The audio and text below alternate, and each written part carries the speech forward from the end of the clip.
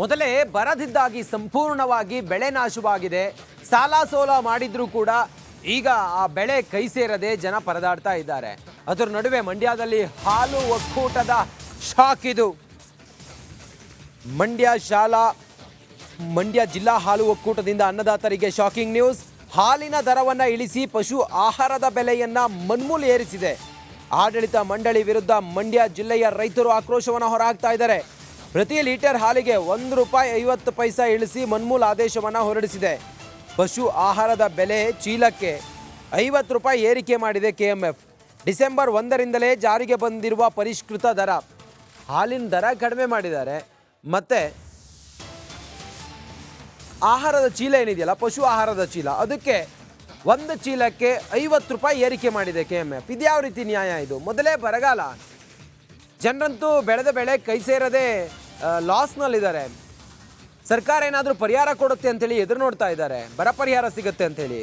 ಇದ್ರ ನಡುವೆ ಹಾಲು ಒಕ್ಕೂಟ ರೈತರಿಗೆ ಮಾಡ್ತಾ ಇರುವಂಥ ಅನ್ಯಾಯ ನೋಡಿದರೆ ಬೇಸರ ಆಗುತ್ತೆ. ಶಾಕಿಂಗ್ ವಿಚಾರ ಇದು ಅನ್ನದಾತರಿಗೆ.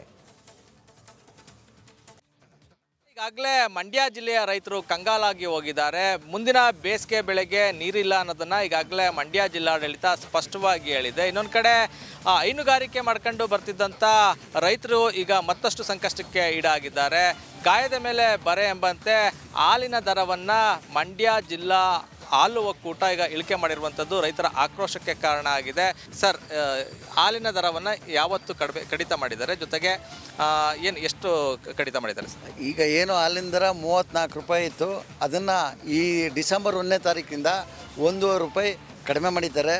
ಮತ್ತು ಪಶು ಆಹಾರ ಬೆಲೆನ ಜಾಸ್ತಿ ಮಾಡಿದ್ದಾರೆ. ಪಶು ಸಾಗಣೆನ ನಿಲ್ಲಿಸಬೇಕು ಅನ್ನೋ ತೀರ್ಮಾನಕ್ಕೆ ರೈತರು ಬರುವಂಥ ಪರಿಸ್ಥಿತಿಗೆ ಈ ಒಂದು ಆಡಳಿತ ಮಂಡಳಿ ತಂದೊಡ್ಡಿದೆ.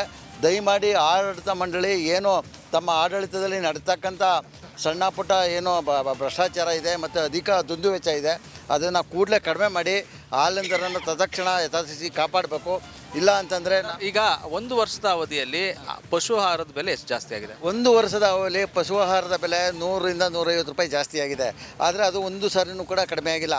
ಹಾಲಿನ ದರನ ಈ ವರ್ಷದಲ್ಲೇ 2 ಸಾರಿ ಪರಿಷ್ಕರಣೆ ಮಾಡಿದ್ದಾರೆ. ಈಗ ಮೊದಲೇ ಬರ ತಾಂಡವಾಡ್ತಾ ಇದೆ ಸರ್, ಮುಂದೆ ಬೇಸಿಗೆ ಬೆಳೆ ಇರೋದಿಲ್ಲ. ರೈತರ ಪರಿಸ್ಥಿತಿ ಹೇಗೆ ಸರ್ ಹಿಂಗೆ ಹಾಲಿನ ದರ ಕಡಿಮೆ ಮಾಡಿದ್ರೆ? ಈಗ ಸ್ವಲ್ಪ ಜೀವ ಆಡ್ತಾ ಇರೋದು ಹಸು ಸಾಕಾಣಿಕೆಯಿಂದಲೇ, ಹೈನುಗಾರಿಕೆಯಿಂದಲೇ. ಇವತ್ತು ಮನೆಯಲ್ಲಿ ವಾರಕ್ಕೆ ಒಂದು ಸತಿ ದುಡ್ಡು ನೋಡ್ತಾ ಇರೋದು. ಅಂಥದ್ರಲ್ಲಿ ಇವರು ಕಮ್ಮಿ ಮಾಡಿರೋದು ಅದು ಭಾರಿ ಮೋಸದ ಕೆಲಸ ಸರ್. ಈಗ ಒಂದು ವೇಳೆ ಏನು ಹಾಲು ದರ ಕಡಿಮೆ ಮಾಡಿರೋದನ್ನ ಮತ್ತೆ ಜಾಸ್ತಿ ಮಾಡಲಿಲ್ಲ ಅಂದರೆ ನಿಮ್ಮ ಹೋರಾಟದ ಆದಿ? ಈಗ ನಾವು ಸಭೆ ಕರೆದು ಮಾತಾಡಿ ಏನು ಚಳುವಳಿ ಮಾಡಬೇಕು ಅನ್ನೋದನ್ನು ತೀರ್ಮಾನ ಮಾಡ್ತೀವಿ. ಹಾಲು ಉತ್ಪಾದಕರಿಗೂ ಈ ವಿಚಾರನ ತಲುಪಿಸಿ ಅವ್ರನ್ನೂ ಗಣನೆಗೆ ತಗೊಂಡು ಹೋರಾಟನ ಮಾಡ್ತೀವಿ. ಕ್ಯಾಮ್ರಾಮನ್ ಇನ್ನೋ ಜೊತೆ ಆನಂದ್, ರಿಪಬ್ಲಿಕ್ ಕನ್ನಡ, ಮಂಡ್ಯ. ಈ ಕುರಿತು ನಮ್ಮ ಜೊತೆಲಿ ಮಾತಾಡೋದಕ್ಕೆ ತಾಲೂಕು ರೈತ ಸಂಘದ ಅಧ್ಯಕ್ಷರಾಗಿರುವಂತ ಶಿವಳ್ಳಿ ಚಂದ್ರಶೇಖರ್ ಅವರು ದೂರವಾಣಿ ಸಂಪರ್ಕಕ್ಕೆ ಬಂದಿದ್ದಾರೆ. ಸರ್, ನಮಸ್ಕಾರ. ನಮಸ್ಕಾರ, ಹೇಳಿ ಸರ್. ಸರ್, ಯಾವ ರೀತಿ ಅನ್ಯಾಯ ಇದು? ಒಂದು ಕಡೆಯಲ್ಲಿ ಹಾಲಿನ ರೇಟ್ ಇವರು ಕಡಿಮೆ ಮಾಡಿದ್ದಾರೆ ರೈತರಿಂದ, ಮತ್ತೊಂದು ಕಡೆಯಲ್ಲಿ ಪಶು ಆಹಾರದ ಮೇಲೆ ₹50 ಒಂದು ಚೀಲಕ್ಕೆ, ಒಂದು ಬ್ಯಾಗ್ಗೆ ಜಾಸ್ತಿ ಮಾಡಿದ್ದಾರೆ. ಇದು ಯಾವ ರೀತಿ ನ್ಯಾಯ ಸರ್ ಇದು?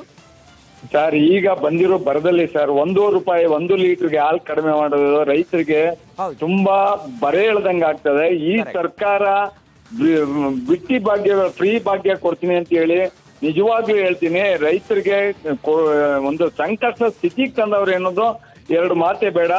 ಈ ವಿರುದ್ಧ ನಾವು ಹೋರಾಟ ಅತಿ ಹೆಚ್ಚಿನ ರೀತಿ ಹೋರಾಟ ಮಾಡ್ತೀವಿ. ಪಶು ಆಹಾರ 1 ಚೀಲಕ್ಕೆ ₹50 ಏರ್ಸವ್ರೆ.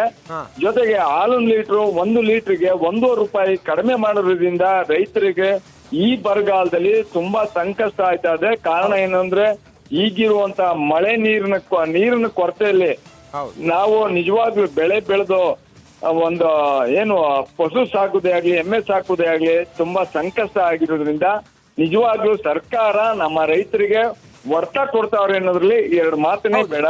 ಸರ್, ಈಗ ಬರಗಾಲದಿಂದ ಭೂಮಿ ಬರಡಾಗ್ಬಿಟ್ಟಿದೆ ಸರ್, ಮೇವು ಕೂಡ ಸಿಗ್ತಾ ಇಲ್ಲ ಜಾನುವಾರುಗಳಿಗೆ. ಹೌದು ಸರ್, ಈಗೆಲ್ಲ ಇರುವಾಗ ಹಾಲು ಕೂಡ ಕಡಿಮೆ ಉತ್ಪಾದನೆ.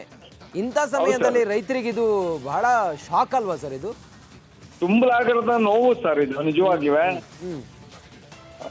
ಯಾವ ರೀತಿ ಇದರಿಂದ ಸಂಕಷ್ಟದಿಂದ ಹೊರಬರೋದೇ ತುಂಬಾ ಕಷ್ಟ. ಅದ್ರೊಳಗೂ ಈ ಇವರವ್ರು ಸರ್, ಯಾರು ಶಿವಾನಂದ ಪಾಟೀಲ್ ನಮ್ಮ ರೈತರ ಬಗ್ಗೆ ಹಗುರವಾಗಿ ಮಾತಾಡಿರೋ ವಿಚಾರವಾಗಿ ಇವತ್ತು 11 ಗಂಟೆಗೆ ಮಂಡ್ಯ ಸಂಜೆ ಋತುದ ಬಗ್ಗೆ ಸ್ಟ್ರೈಕು ಕೂಡ ಮಾಡ್ತಾ ಇದ್ದೀವಿ ಸರ್. ಹೌದು ಖಂಡಿತ. ಈ ಸರ್ಕಾರಕ್ಕೆ ರೈತರ ಬಗ್ಗೆ ಕಾಳಜಿ ಇದ್ದಂಗೆ ಕಾಣಿಸ್ತಾ ಇಲ್ಲ ಸರ್. ಅವ್ರ ಸಮಸ್ಯೆ ಮತ್ತೆ ಅವ್ರ ನೋವು ಅರ್ಥ ಆದಂಗೆ ಕಾಣಿಸ್ತಾ ಇಲ್ಲ. ಥ್ಯಾಂಕ್ ಯು ಶಿವಳ್ಳಿ ಚಂದ್ರಶೇಖರ್ ಅವರೇ, ರಿಪಬ್ಲಿಕ್ ಕನ್ನಡದ ಜೊತೆ ತಾವು ಮಾತನಾಡಿದ್ರಿ. ರೈತ ಹೋರಾಟಗಾರರಿದು. ಮುಂದಿನ ದಿನಗಳಲ್ಲಿ ಇದೇ ರೀತಿಯಾಗಿ ರೈತರನ್ನ ನಿರ್ಲಕ್ಷ್ಯ ಮಾಡಿದ್ದೇ ಹೌದಾದ್ರೆ ನಾವು ಹೋರಾಟ ಮಾಡ್ತೀವಿ ಅನ್ನೋದನ್ನು ಹೇಳ್ತಾ ಇದ್ದಾರೆ.